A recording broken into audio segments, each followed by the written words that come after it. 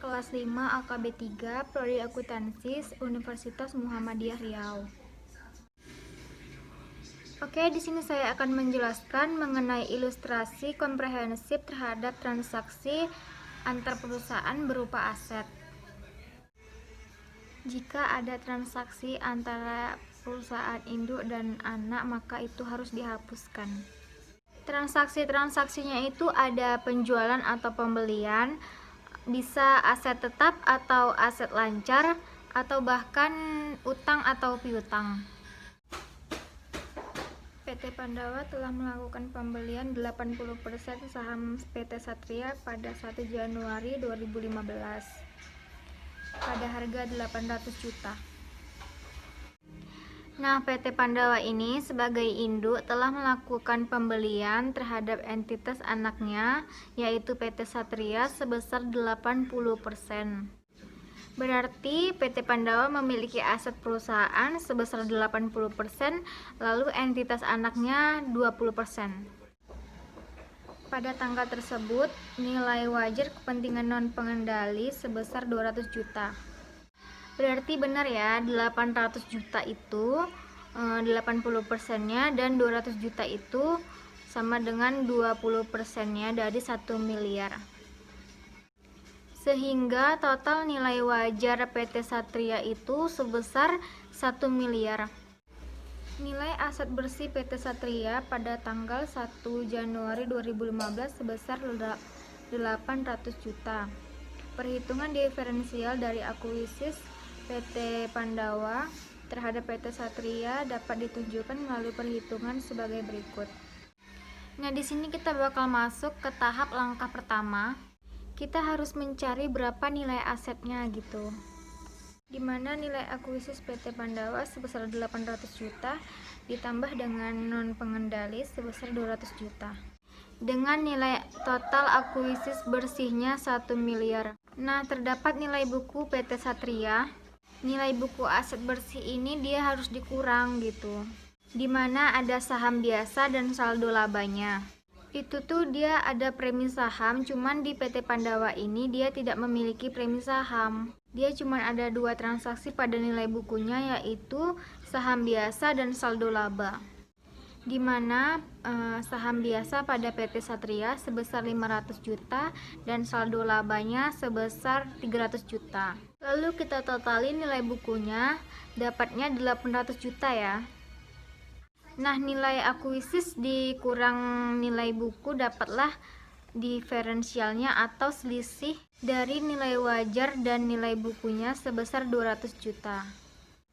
Dari mana 200 jutanya, yaitu dari 1 miliar dikurang 800 juta, dapatlah 200 juta. Oke, lanjut. Diferensial yang disebabkan oleh perbedaan antara nilai wajar dan nilai buku beberapa aset PT Satria sebesar 150 juta, sedangkan sisanya merupakan goodwill. Berikut perincian dari total diferensial di atas. Nah, kita lanjut ke neraca saldonya.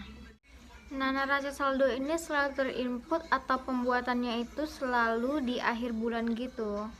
Neraca saldo di mana-mana tanggal periodenya itu 31 Desember atau akhir tahun gitu ya. Sedangkan tadi transaksinya pada tanggal 1 Januari ya kan. Nah, di neraca saldonya 31 Desember 2015. Kita lihat item-item atau akun-akun yang terdapat pada PT Pandawa dan PT Satria. Di mana kas dan setara dengan kasnya sebesar 5 miliar 150 juta. Pada PT Pandawa dan PT Satria sebesar 740 juta. Nah, teman-teman bisa lihat sendiri penjelasan neraca saldo tersebut.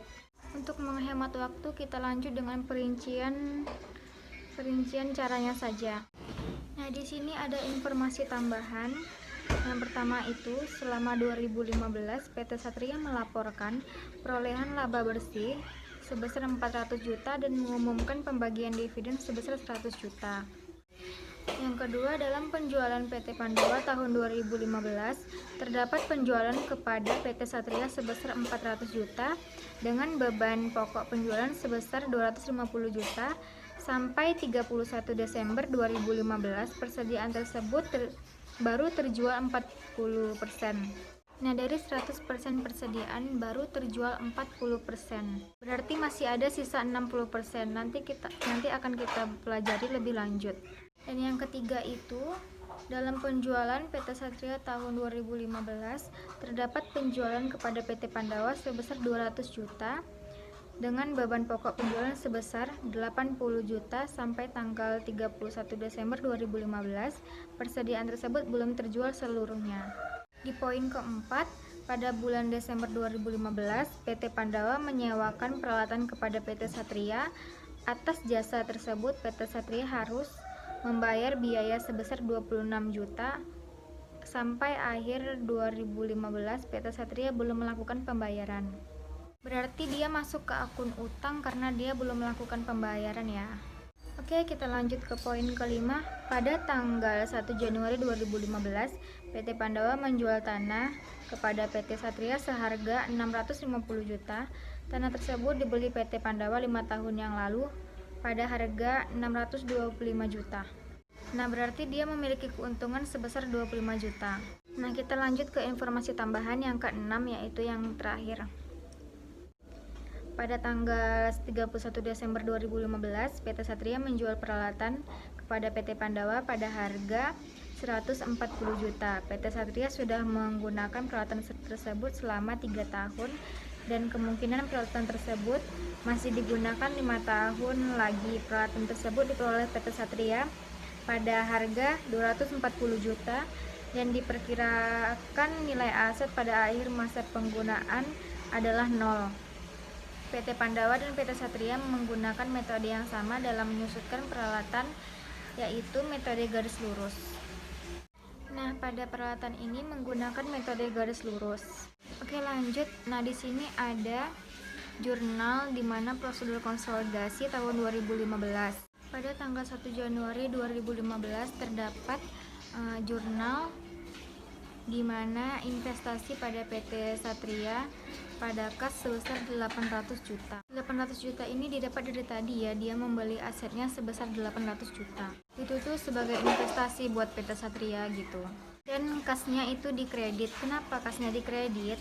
Karena dia harus mengeluarkan uang sebesar 800 juta kepada PT Satria. Nah, pada akhir tahun 30 Desember 2015, investasi pada PT Satria didebit dan di kreditnya ada bagian laba atas PT Satria sebesar 320 juta. 320 juta ini didapat dari laba bersih PT Satria yang dijelaskan pada informasi tambahan sebesar 400 juta dikali 80%. 80%-nya yaitu kepemilikan PT Pandawa terhadap PT Satria. Berarti 400 juta dikali 80% dapatnya 320 juta.